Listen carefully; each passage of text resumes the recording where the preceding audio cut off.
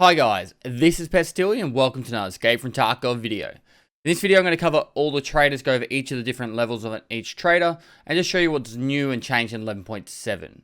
Now there wasn't a lot of armor and guns added to the game for this patch, but there were a lot of modifications, and I'm probably going to miss some, just because there's already so many in the game, and it's just fact that you can't remember every single one that's been added.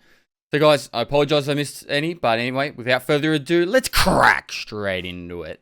So starting off with Rapport level 1, there's not really much that's changed except for the fact that now you can buy the PSO at level 1, and then there's the trade as well. Everything else is pretty much the exact same, so there's nothing really to report there. Over to Rapport level 2, there is the second version of the PSO site. I haven't actually tried to check out what's the difference between the two, but that's there at level 2. Moving over to level 3. Now, once you hit Rapport level 3, this is the first opportunity you're going to get to buy the SVD.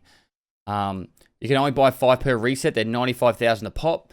And for the magazines, they are about 4,000. You can buy as many as you want. So, that's your first iteration of the SVD. I've been using SVD a fair bit. It's a real beast. It's an absolute destruction of a gun. I already spoke about that in one of my previous videos. So, moving over to Rapport level 4. Now with Rapport level 4, there really is just the SVD 20 round mags and not really much else to worry about there. So next up, we're going to have Therapist. Now, with Therapist, there's not really a lot that's changed. One's the exact same. 2, you can now buy the Terror Group's Lab card to get in for 115,000 a pop. And level 3, you'll be able to get the Immobilization Splint that has 5 uses, and that is all from there. I haven't noticed any different barters in the actual trades. Some things to take note of though now is there's a 4 morphine cap. There is I think it's like 7 for IFAX and 6 for Salewas. So this might have changed, or this did change for the fact that I was showing that people could just flip these onto the flea market and then just make a ridiculous amount of money very early. So next up we have Skier. With Skier, there's a few changes or few new things. Skier 1 is pretty much the exact same. There's a couple of new TOS mounts down the bottom there.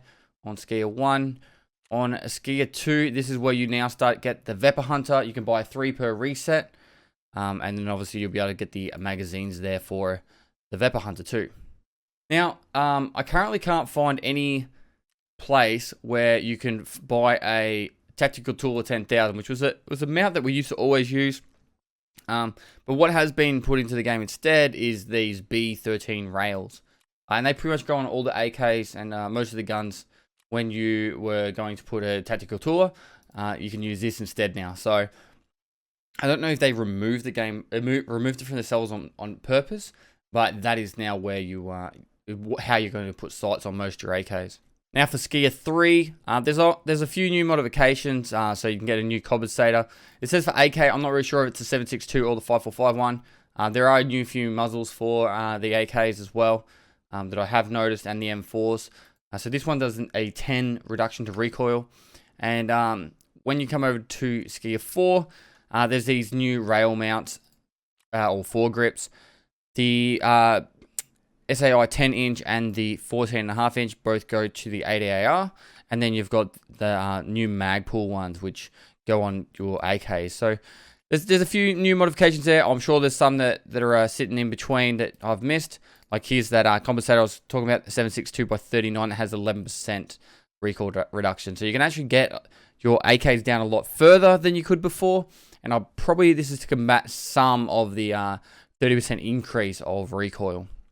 So next up we have Peacekeeper. With Peacekeeper, I can't really see a lot of changes early on. There's a few new MP5 stuff and MPX stuff that come in a bit later on. Once you hit pretty much... like I say, hit down near the bottom, you got the MPX, the handguards or the rails. Once you get over to level 3 though, this is where you start seeing some new stuff. With level 3, there's a couple of new stuff mods for the MPX. There's a 762 sound suppressor. Not really sure if it's on the Remington, but I'm pretty sure it would be. Or maybe the SA58. I'm not totally sure. Going across to... Oh, and also you can buy the 9x19 AP round here. And then finally on Peacekeeper 4 is when you're going to find the MDR. So Coming down the bottom here, you get the MDR for DT. Now, other things you can get from Peacekeeper, you've got new foregrips for the HK. This thing's a beast, and you can get other ones from Mechanic. There is the new 73 round 7.62 by 39 round mag. It's pretty cool. I haven't actually used it myself yet, but it's kind of meaning now there's a large mag for 5.45. There's a large mag for 7.62 by 39. They're like both above 60. And I'm going to show you very shortly the new M4 mag that's going to be ridiculous that you can see.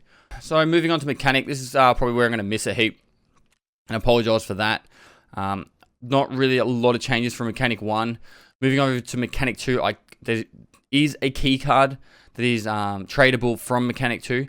However, it's the lab key access card is for a Bitcoin. Unfortunately, it's just straight away running out. There's too many people now at Mechanic 2 to even have a chance to purchase this. So you can buy one per reset and they go instantly. So hopefully that will get updated so we can have more access to trading our Bitcoins for a key card every reset. Now at Mechanic 3, there's not a lot of new stuff to be looking at. There's a few new rails down the bottom here. And that's pretty much it. There's there's not really much report there as for all I can say. Now, when you finally do get to Mechanic 4, and trust me, it's a bit of a friggin' grind, there is a heap of new stuff. A lot of rails down the bottom here. Some new mags. We've got the 50 round drum mag for the MPX, the 100 round mag for the M4, and then some new rails, and there's just other little attachments I've missed. I can't remember every single thing that's changed, but for example, there's like rail mounts that go onto the new foregrips, etc. Jumping over to Ragman, this is pretty simple. This one, there's nothing really that's changed drastically. The active headset now is purchasable from Ragman 1. Now, the GSSH used to be my favorite headset. I used to use it like that was it. That was the only one I used.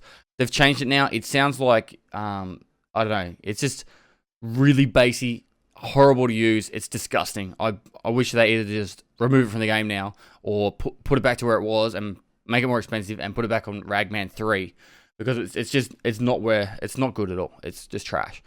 And it kind of reminds me how the contacts were last wipe or patch, but worse. And now you've got the contacts at level 2 sitting there exactly where they were before. So over at Ragman 2, there is a new rig. This rig is exactly the same as the Commando rig, so except for it's 6,000 rubles cheaper. I don't really believe there's any benefits. Nope, they weigh the same. They don't give any sort of negative effects, so you're better off just buying this one instead because it's cheaper. And this backpack is just about the same size as a Scav backpack. I think it's just a little tiny bit bigger.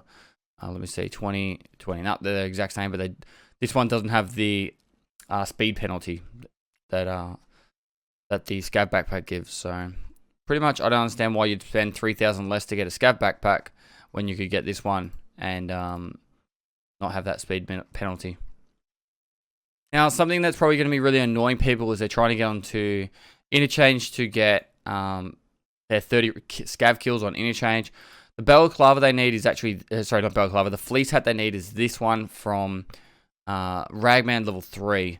So until people are level 30, they can't purchase it, but you need to do the quests at a lot lower level, and so you need to keep an eye out to be able to buy these for that quest. It's a really wanky quest because these are up on the flea market for really expensive at the moment.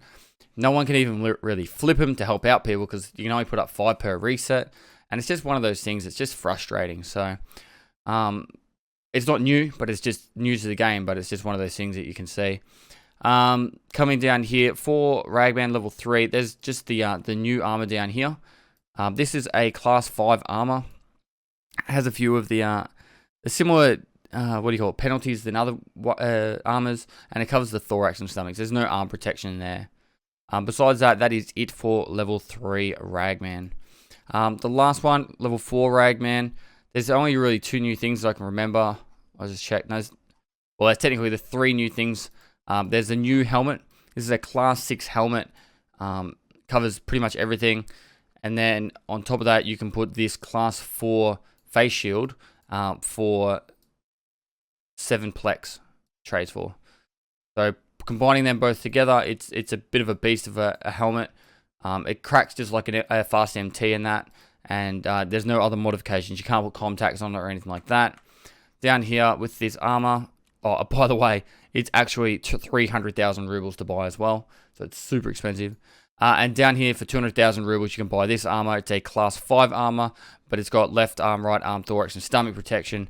So this will help balance out with your Gen 4s. So you can, have protection from all parts of the body, just like one of these. So they're about on par to each other. Obviously, you have to do a trade for the Gen 4, and it's the reason behind it would probably be because it's less of a penalty. So yeah, guys, that is really it for items from the game. Now, as you can tell, there's not a lot to be leveling up for that's new. So if this is probably the most amount of people I've heard say there's no real reason for them to level right now. They're not excited to level. They don't want to do these quests. I actually am going to make a really interesting video after this one, detailing what I think about the new quests. To be honest, it was shit leveling. It was the least enjoyable experience I've had in a long time whilst playing Escape from Tarkov and leveling. Now, I love leveling and all that. I'm going to go into a much better detail than me just saying it right like this.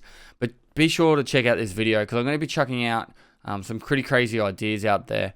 And just to say like why I think leveling is a bit weird at the moment, because we're in a game, in the situation we're in, where we're in a game that has no end game, but we want it to be enjoyable for us, and we don't want to be doing these grindy shitty tasks. So guys, thanks for watching another video. If you liked it, give it a thumbs up, subscribe for future content. I stream on Twitch every day of the week at the moment. Be sure to go down the link below, give me a 5 there, you can tackle questions, or comment down below. And lastly, I'll see you next time. Tarkov, you're so sweet. My God, why do I sing these songs? Holy shit.